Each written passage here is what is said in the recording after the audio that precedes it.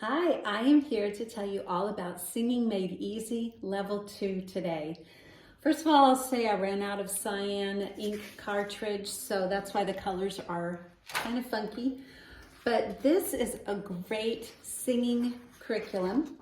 You get 10 songs in this curriculum, and you may be wondering, do you need to start with level 1? The answer is no, you don't. You could just start right in with level 2.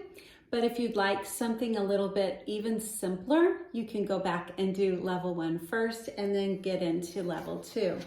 So what you find is all kinds of ways to help you use this curriculum with your students, with your family, with yourself. Level 2, each song has a teaching lesson with it and the song. You will find, let me skip ahead to the one that you have in your free preview. So be sure to check out the free preview. You have My Homes in Montana, and here is the song that goes with it.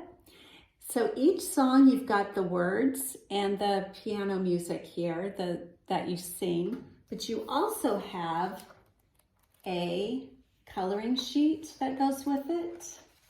Let me find the My Homes in Montana coloring sheet here. So you have the coloring sheet that you could use if you're using this with younger students. You have the I think I skipped it. The piano accompaniment music.